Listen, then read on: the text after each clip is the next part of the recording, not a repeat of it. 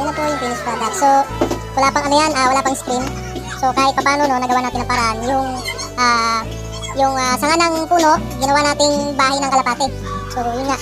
Ginawa na lang natin ng mga retasong plywood, no? Mga retasong katulad nito. Yan. So, yun nga guys, nagawa ko na rin yung kulungan ng ibon ko.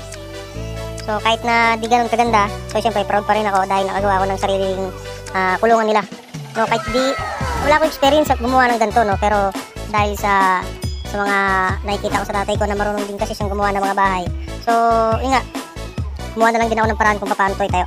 So, yun, nakagawa din ako, nakabuo din ako kahit paano. Hindi ganun kaganda, pero syempre maging proud ka pa rin. So, para dun sa ibon mo. So, yun lang. And then, nga pala, ang ibon ko is 5. So, yung isa Batman, yung dalawang checkered.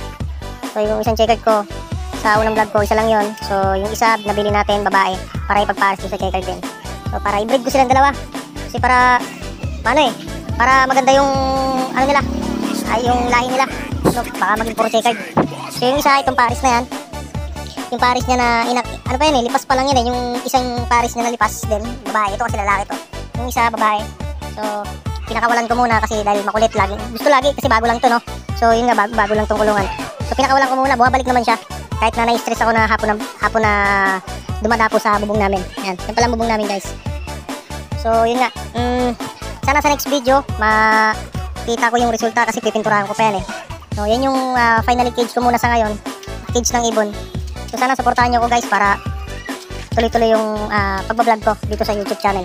So, paki-subscribe na lang din, no? And then, like, or mag-comment ka na din kung anong gusto mong i-suggest sa akin about sa mga kalapate, about sa mga ibon. Kasi ako talaga, dati na ako nagkalapate. Kwento ko lang pa rin guys, sandali lang to. Dati na ako nagkalapate since high school. So, tumigil lang yun. So, naibenta ko.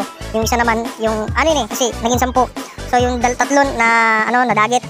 Yung 7 na yun, ang natira na lang sa 7, 5. Kasi nga yung 2, naibenta ko. Yung 5 naman, yung 3 naman naibigay ko. Yung 2 pares na lang dati, wala na. So, nalimutan ko na rin. So, ngayon, bala ko lang din na magtayo ulit o gumawa, mag-alaga ulit ng ibon para nalilibang ako pagkatapos kong, kunwari, day off ko sa trabaho. So, gusto ko milibangan ako. Dati gusto ko ng manok, pero ngayon ayoko na ng manok. So, ibon naman. So, wala naman pinagkaiba sa manok at saka ibon. So, wala lang.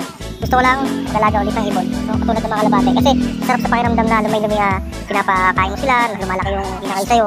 So, kapag ganun ka, pares tayo ng mindset. Nakikita natin na maganda yung yung lumilipad sila. Nakikita mo yung pinaghirapan mo. So, yun nga guys. Thank you guys.